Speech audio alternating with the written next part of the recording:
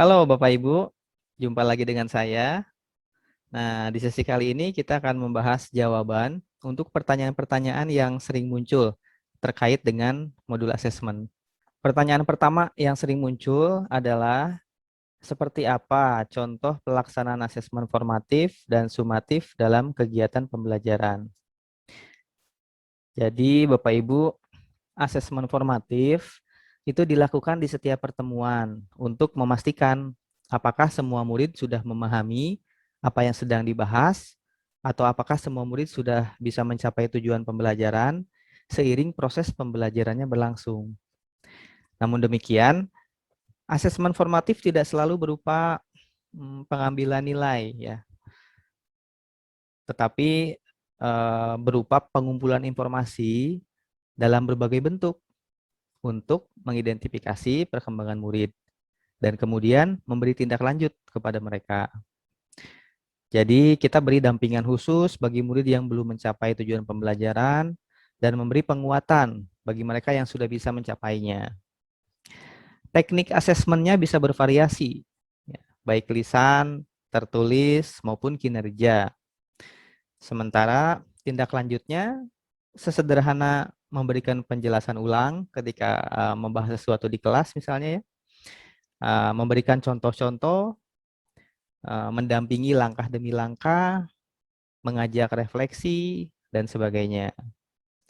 Nah, sekarang kita coba lihat contoh pengembangan asesmen formatif ya, yang tergambar dalam sebuah modul ajar. Ya, ini modul ajar dari kelas 2 SD, pelajaran bahasa Inggris.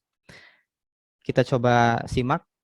Tujuan pembelajarannya adalah menggunakan bahasa verbal sederhana dalam berinteraksi pada situasi sehari-hari secara sosial dalam lingkup keluarga dan kelas. Nah, guru pembuat modul ini mengembangkan tujuan itu ke dalam 3 pertemuan.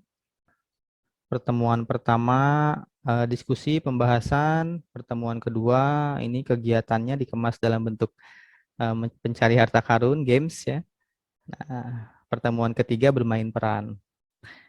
Nah, sepanjang kegiatan ini, guru mencatat apa saja yang bisa dilakukan untuk melakukan asesmen formatif.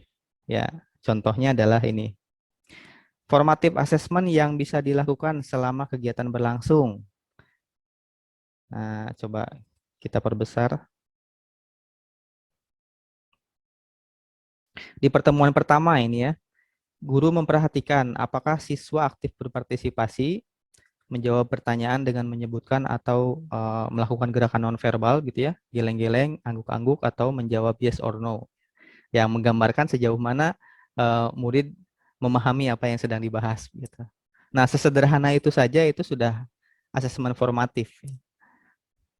Yang tadi saya sampaikan tidak harus untuk mengambil nilai, tapi hanya mengumpulkan informasi sejauh mana murid bisa mengikuti kegiatan pembelajaran. Nah, kita lihat lagi.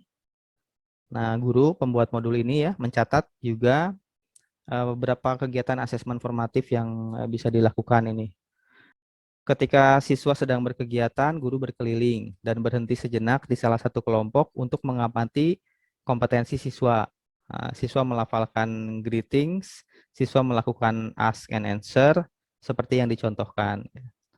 Ketika siswa sedang berkegiatan, guru berkeliling untuk mengamati keaktifan ataupun melihat kendala yang mungkin timbul.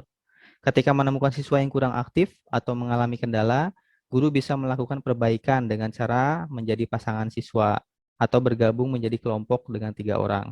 Guru dan siswa melakukan kegiatan yang sama seperti di atas. Siswa dimotivasi dan diberi contoh. Ya, ini kegiatan-kegiatan yang terkait dengan asesmen formatif ya. Asesmen yang berlangsung seiring proses pembelajaran untuk meningkatkan kemampuan siswa atau memastikan kompetensinya dapat tercapai.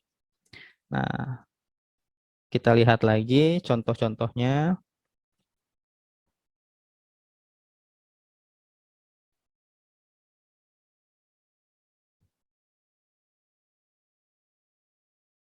Ya, seperti ini. Guru memperhatikan keaktifan yang terkait dengan sikap, kemudian ini guru memperhatikan penggunaan frase sapaan dalam bahasa Inggris yang telah diajarkan. Ini terkait dengan kognisi gitu. Jadi berbagai hal bisa diamati ya, baik sikap, kognisi, keterampilan selama kegiatan pembelajaran berlangsung menggunakan strategi asesmen formatif.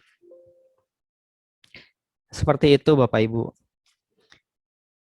Nah, sementara asesmen sumatif itu dilakukan untuk melihat capaian murid secara keseluruhan di akhir proses pembelajaran. Jadi tujuannya memang untuk mendapatkan nilai. Ya, proses pelaksanaannya sendiri harus mengikuti prinsip-prinsip penilaian ya, individual dan terawasi atau teramati dengan baik ya. Sehingga betul-betul dapat diukur pencapaian setiap individu terhadap tujuan pembelajaran. Nah, asesmen sumatif itu dilaksanakan di akhir unit materi, tengah semester atau akhir semester. Ya.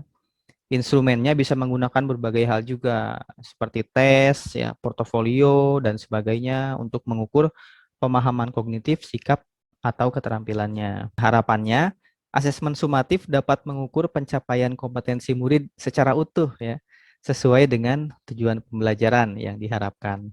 Seperti itu. Apakah model penilaian akan mengarahkan pada model penilaian yang mengacu kemampuan literasi dan numerasi? Jadi, Bapak Ibu, penilaian intra itu mengacu pada capaian pembelajaran, di mana capaian pembelajaran di setiap pelajaran pada dasarnya sudah mendukung pengembangan kemampuan literasi dan numerasi. Ya, jadi untuk memastikan dan mengoptimalkannya, pada saat mengembangkan tujuan pembelajaran, sedapat mungkin guru harus memastikan ya penyusunan tujuan pembelajaran yang berasal dari CP itu dapat mengakomodir keterampilan literasi dan numerasi. Ya. Sementara sebetulnya kemampuan literasi dan numerasi itu dapat dioptimalkan dalam proses pembelajaran di kelas ya. Jadi dalam pengembangan strategi pengajaran, kita bisa mengintegrasikan pengembangan kemampuan literasi dan numerasi sesuai dengan level kompetensi yang sudah disusun oleh pemerintah. Ya, kita bisa melihatnya di web AKM ya. Ada learning progression di sana. Misalkan untuk literasi itu levelnya dari menemukan informasi, memahami hingga mengevaluasi seperti itu. Ya, kita lanjut. Apakah KKM masih berlaku pada kurikulum ini? Jika tidak berlaku, apa yang menggantikannya? Jadi, Bapak Ibu, KKM tidak ada. Yang ada adalah kriteria ketercapaian tujuan pembelajaran. Fungsinya untuk melihat perkembangan capaian murid bisa berdasarkan hasil penilaian formatif atau sumatif, baik dalam bentuk deskripsi maupun angka. Jadi ada keleluasaan untuk menentukan itu. Nah, meski tidak ada lagi standarisasi minimum, harapannya murid tetap perlu didorong untuk bisa mencapai standar sesuai dengan standar sekolah ya, yang tersirat dalam tujuan pembelajaran. Seperti itu. Baik, selanjutnya bagaimanakah penulisan laporan hasil belajar pada kurikulum ini?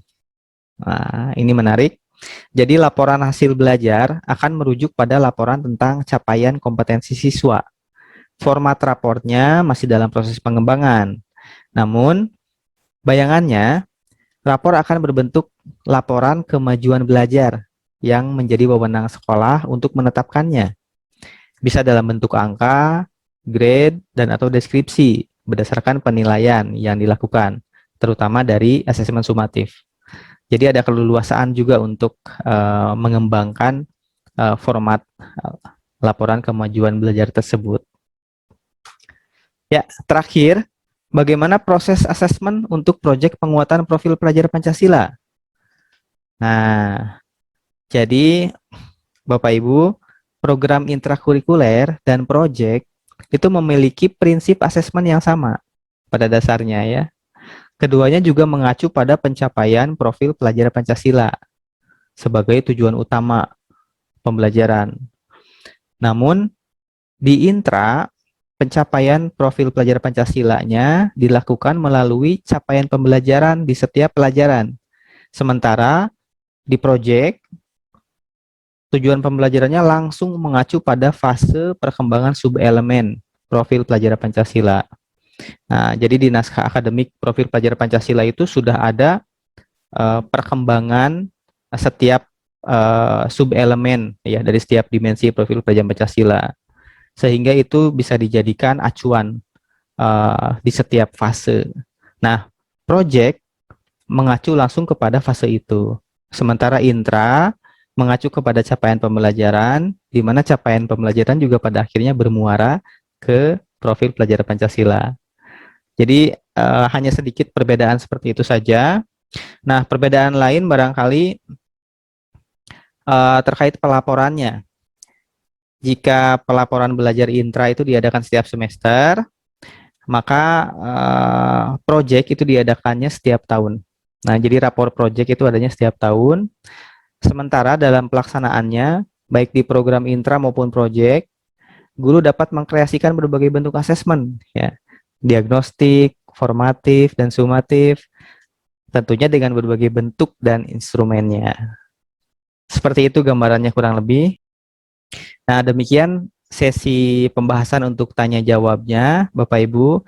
Tentu barangkali masih banyak pertanyaan yang belum terjawab, namun itu bisa Bapak Ibu eksplorasi secara mandiri seiring proses pembelajarannya berlangsung. Nah, silakan berdiskusi lebih lanjut bersama teman, bersama pendamping, instruktur, dan lainnya untuk lebih mendalami materi yang sedang kita pelajari ini. Semangat terus, salam merdeka belajar.